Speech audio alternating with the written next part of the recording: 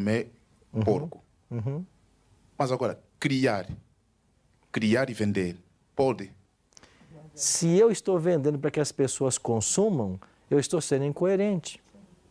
Porque se eu estou vendendo para consumo, eu estou sendo incoerente. Porque se eu entendo que isso não faz bem para mim, não vai fazer bem também para o meu próximo. É por isso que a gente orienta a não comercialização, a não criação desses animais.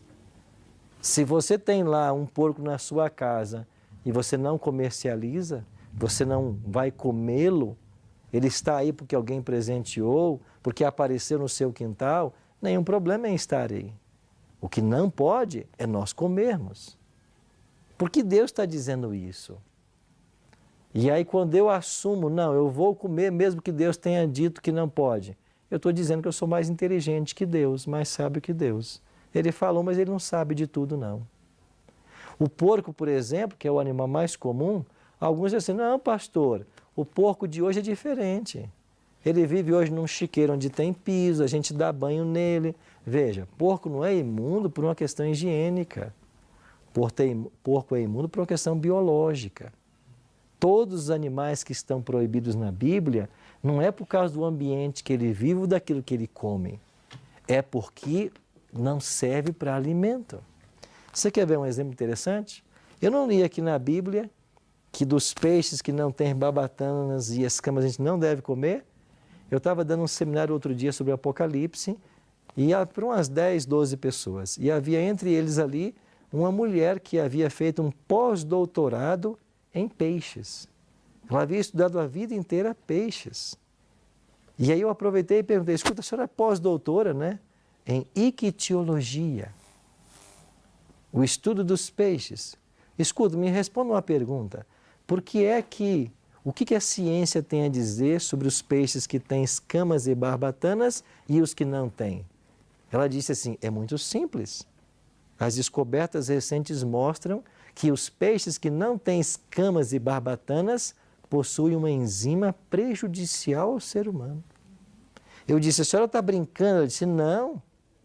Eu disse, então abra a sua Bíblia agora, doutor, e leia para mim Levítico 11. E eu dei para ele esses versos. E quando ela leu, ela falou, mas isso está na Bíblia? Eu falei, tá. Mas eu nunca soube que estava na Bíblia essa diferença. Pois está. Então, o que a ciência hoje está descobrindo, a Bíblia já informa há milênios.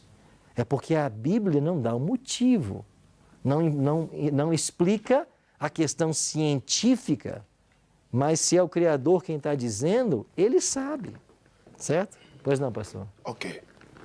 O apóstolo Paulo, com relação aos animais impuros,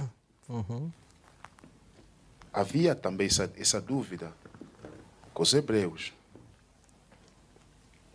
Os animais impuros, ninguém pode comer. Mas o apóstolo Paulo orienta, escreveu, disse que o que o homem considera impuro, Deus o considera puro. E ele continua a dizer, disse,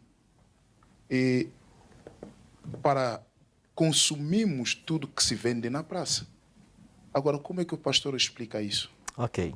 A primeira expressão que você afirmou aí, aquilo que Deus purificou não considera imundo, não, na realidade não foi Paulo, foi a experiência de Pedro com Cornélio.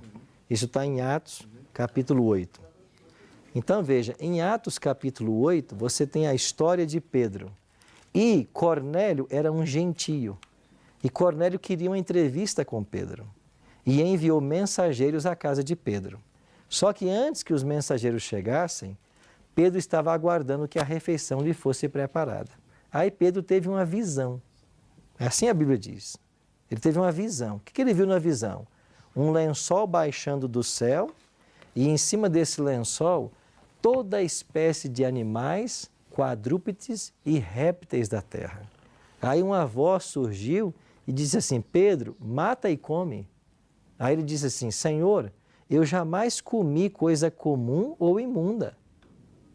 Aí a voz veio de novo, Pedro, o que Deus purificou, não considere comum ou imundo. Voltou a voz segunda vez, Pedro, mata e come. Isso na visão. E Pedro disse para Deus, Senhor, eu jamais comi coisa comum ou imunda. Deus respondeu: Pedro, o que Deus purificou, não considere comum ou imundo. E aconteceu isso pela terceira vez e o lençol foi recolhido. Daqui a pouco chegaram os mensageiros da casa de Cornélio. Disseram: olha, Cornélio quer falar com você.